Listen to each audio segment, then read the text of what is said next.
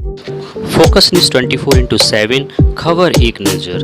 ईश्वर का न कोई मित्र होता है, वो तो समदर्शी है। और आपने भी कहा है, क्या कहा? राम ने कहा, क्या कहा? हाँ, आपने कहा है अखिल विश्व यह मोर उपाया और सब पर मोरी बराबरी दाया। सब पर मोरी बराबरी दाया। हे राघव, बाण लगने से घायल बाली आपसे प्रश्न कर रहा है, जब सब पर मोरी बराबरी दाया, तुम कारण कवन नाथ मोही मारा। आपने मुझे क्यों मारा? श्री राम जी ने कहा, जानते नहीं हो, जो अधर्म अत्याचार करता है उसका वध होता ही है। राम जी ने कहा, अनुबंधो भागिनी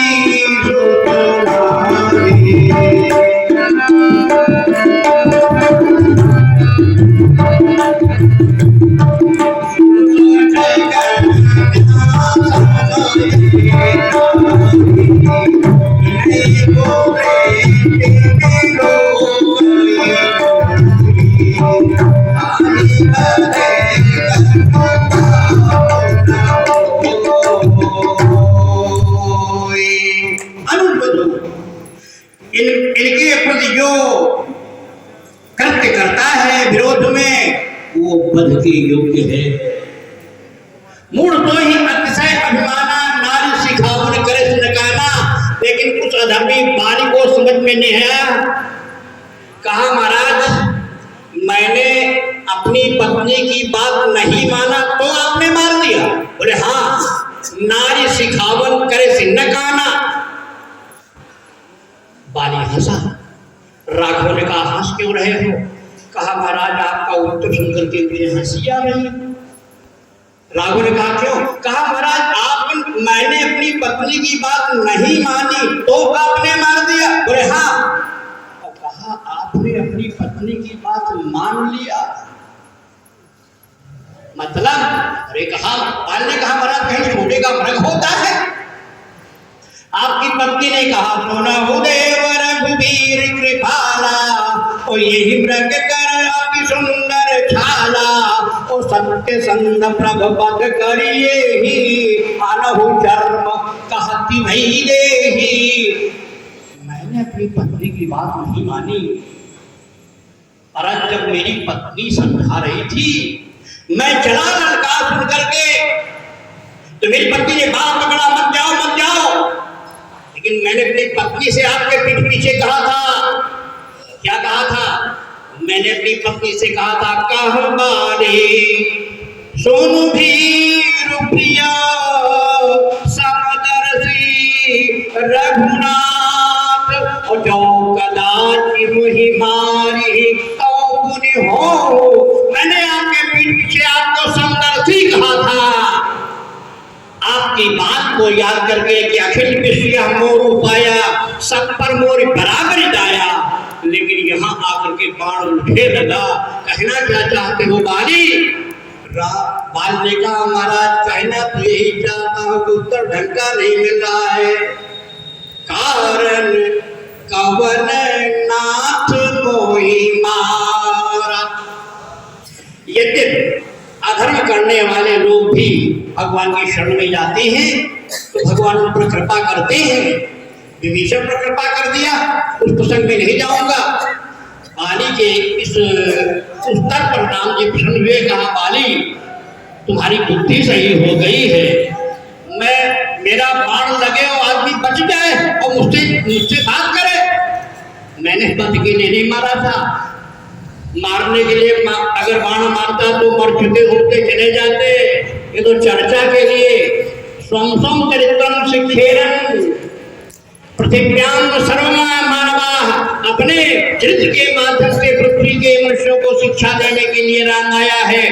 बाल से राम ने कहा तुम्हारी बुद्धि सूक्ष्म हो गई है, इसलिए एक प्रस्ताव मैं दे रहा हूँ। बाल ने कहा महाराज कौन था? कहा अचल करो तन, मैं आपको प्राण वापस कर दूंगा, शरीर योगात्म हो जाएगा। कहा अचल करो तन राखो प्राणा। बाल्य का ना मैं जीवित नहीं रहूंगा। संसार का हर जीव चाहता है परमात्मा हमारे आंखों की समक्ष हो, और फिर मरते समय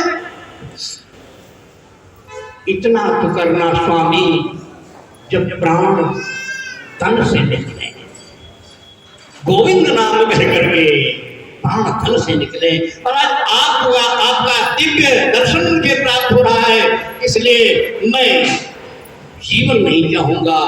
और जीवन न लेकर के मृत्यु का वर्ण करता है, अपने पुत्र अंगद को देता है। लेकिन कहा महाराज हमारे जीवन में ये एक मन में टीस रहेगी कि मैंने जो प्रश्न किया कि आपने क्यों मारा, उसका उत्तर नहीं मिला।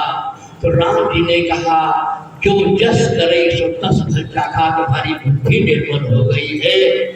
मैंने मानव शरीर धारण किया है, मानव शरीर में जो भी कर्म करता है उसका फल भोगता है। करे जो कर्म पाओ फल सोई, जो जस करे सो तस फल चाखा। जस का तस का मतलब जानते हो कि थप्पड़ मार दिया जाओ, मैं आपको लाठी मारूं तो जस का तस नहीं है।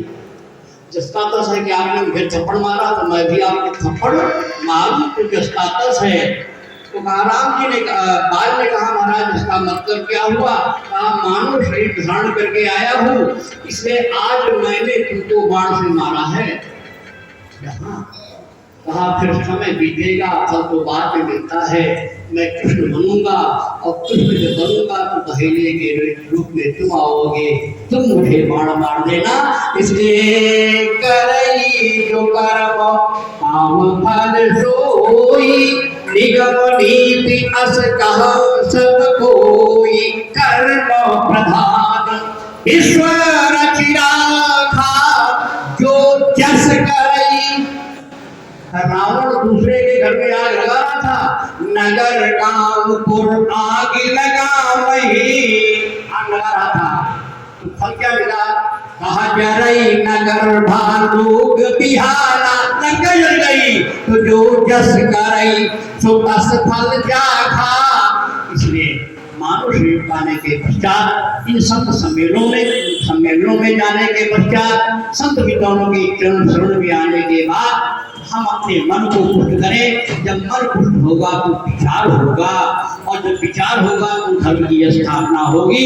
इसलिए हमारे विद्वान कहते हैं धर्म का प्रचार होता रहे, इसमें कोई बात नहीं, कोई उंगली नहीं उठाई जा सकती। लेकिन महानुभाव जब तक धर्म हमारे विचार में नहीं होगा तब तक प्रचार असली रूप में होने वाला नहीं है। हम वैचारिक रूप से राम कथा को सुन करके पुष्ट हो, संत शरण में जाए, हमारे विचार पुष्ट हो, तभी हमारे विचार में धर्म होगा। इन्हीं शब्दों के साथ वाणी को विराम। बोलिए राजा रामचंद्र भगवान।